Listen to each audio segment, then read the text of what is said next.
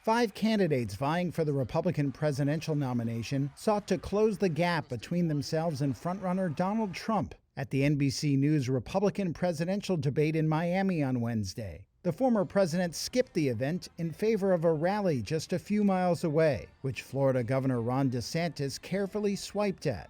Donald Trump's a lot different guy than he was in 2016. He owes it to you to be on this stage and explain why he should get another chance.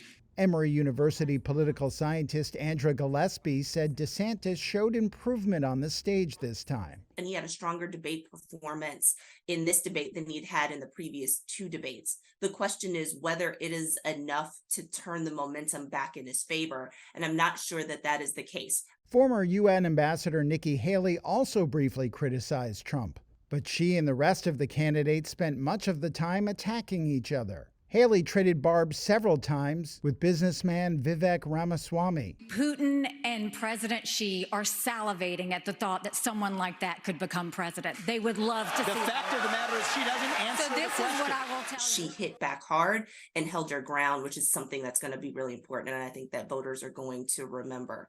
Gillespie called Ramaswamy a clear loser in the debate, along with U.S. Senator Tim Scott and former New Jersey Governor Chris Christie, whom she said looked like also-rans. Gillespie said Trump, who leads opinion polls by a huge margin, would have to be convicted in one of his criminal trials to drop from first place, or it could also be that as these trials get underway, if there is some type of smoking gun that comes out. So let's just say in Georgia, we hear one of the people who's already pleaded guilty on the stand, and they say something that is particularly damaging and incriminating even before we get to President Trump's trial. I think if something like that were to happen, there may be some updating. The next debate takes place in December, less than 6 weeks before the first statewide nominating contest in Iowa.